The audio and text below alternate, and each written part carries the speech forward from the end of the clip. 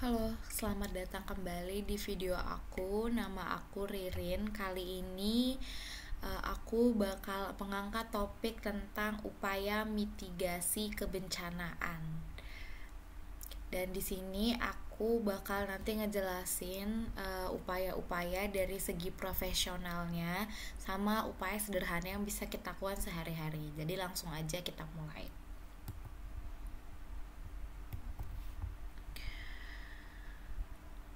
Nah, di sini aku nulisin latar belakang. Aku ambil data dari Badan Nasional Penanggulangan Bencana atau BNPB.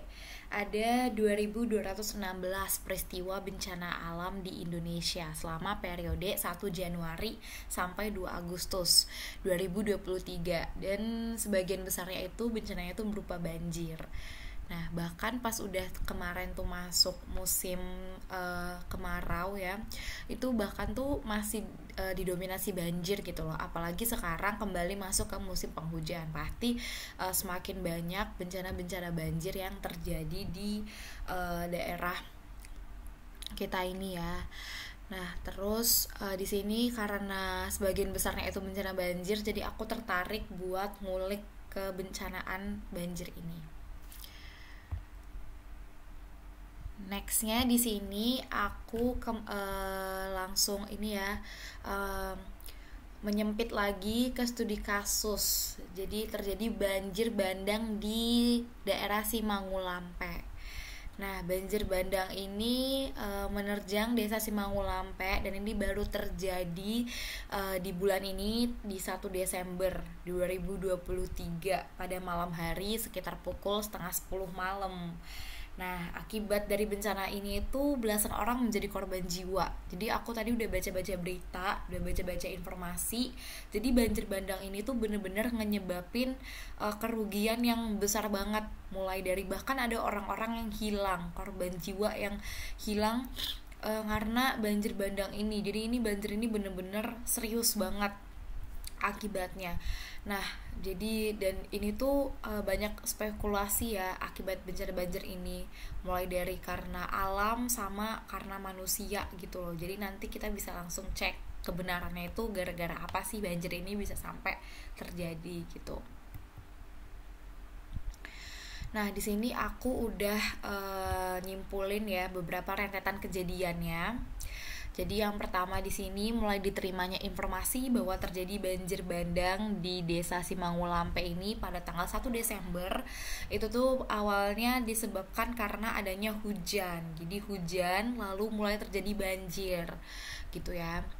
Lalu setelah itu dikatakan Bupati Desmar itu mengatakan dia menduga bahwa penyebab dari banjir ini itu adalah likuifaksi tanah. Jadi dugaan awalnya itu terjadi likuifaksi tanah. Jadi dari bumi, dari alam gitu loh. Nah, setelah ditelaah, setelah dilakukan penelitian lapangan lebih lanjut, ternyata ditemukan penebangan hutan luasnya itu 4 hektar gitu ya. Dari tadi dugaan bahwa ini itu terjadi karena alamiah, tapi ini ternyata ditemukan ada penebangan hutan, bahkan luasnya itu 4 hektar. Nah, lalu di sini itu ada kerugian ya, 12 warga itu menjadi korban, lalu ada 35 bangunan runtuh. Itu tuh belum dihitung dengan infrastruktur lainnya di daerah tersebut yang rusak dan hancur karena banjir bandang ini gitu. Lalu bagaimana upaya tindakan pemerintah daerah situ yang bertanggung jawab daerah situ untuk memperbaiki kerusakan ini? Mari kita lihat. Di sini juga aku udah nyimpulin ada 3 yang mereka lakukan. Itu tuh ada pencegahan penggundulan hutan dan juga reboisasi masif dan konstan yang diupayakan untuk dilakukan secara bersamaan, karena tadi itu kan untuk menutupi 4 hektar gundulnya hutan ya. Lalu yang kedua, mereka akan menangkap pelaku perambah hutan secara tegas ya. Mereka akan menangkap maupun mau itu individu atau itu dari suatu perusahaan atau bagaimana, mereka akan menangani dengan tegas.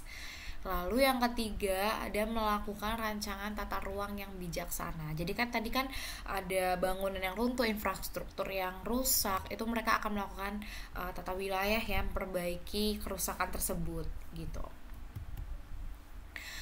Nextnya terdapat di sini aku memberikan 3 upaya sederhana untuk yang bisa kita lakukan sebagai mahasiswa dan rakyat biasa gitu loh mungkin ya. Kalau tadi kan secara profesional, ini secara sederhana apa saja yang bisa kita lakukan sehari-hari. Karena di daerah aku, di daerah asal tempat tinggal aku tuh sering terjadi banjir. Itu karena adanya luapan sungai. Nah, itu kan berarti ada karena sungainya itu tersumbat. Berarti kan ada campur tangan manusia yang menyebabkan sungai itu tersumbat. Jadi, upaya pertama yang bisa kita lakukan simple, yaitu pengelolaan sampah. Membuang sampah pada tempatnya dan menghindari membuang sampah ke saluran air atau sungai karena dapat menyumbat aliran air. Yang kayak aku bilang tadi ya, studi kasus di daerah aku itu banjir terjadi karena luapan air sungai yang tersumbat gitu. Jadi kan ujung-ujungnya ruginya juga ke masyarakat gitu loh. Jadi repot masyarakatnya gitu waktu itu pernah terjadi. Lalu yang kedua ada menanam pohon dan tanaman di sekitar rumah atau area terbuka untuk membantu menyerap air dan mencegah erosi tanah. Semisal rumah kita tuh ada lahan kosong, bisa kita mulai menanam pohon gitu ya, pohon mangga gitu atau pohon yang mudah ditanam gitu ya. Lalu hal yang bisa kita lakukan itu pemantauan lingkungan, mengawasi, peka terhadap lingkungan, tidak cuek terhadap lingkungan. Apa sih kayak kalau mulai kayak ini kayaknya sampah di sini menumpuk nih, kayaknya sungai di sini ini nih menyumbat aliran air nih gitu. Jadi kita harus melihat lingkungan sekitar ya, tidak cuek. Jadi kita tuh bisa mencegah terjadi bencana alam ini, terutama banjir ya. Jadi tidak keburu waktu udah banjir malah nyalahin pemerintah gitu loh, padahal ulah kita sendiri gitu ya. Nah, seperti itu aja yang bisa aku sampaikan di video kali ini. Semoga kita semua bisa jadi terbuka pemikirannya dan pandangannya, dan juga kita mulai tergerak hatinya untuk bisa merawat lingkungan kita. Karena kan ujung-ujungnya lingkungan itu buat diri kita sendiri. Kalau misalnya lingkungannya rusak, kita juga yang nggak nyaman untuk tinggal di bumi kita ini. Terima kasih kalau ada salah kata atau kurang berkenan, aku mohon maaf. Selamat jumpa di video selanjutnya.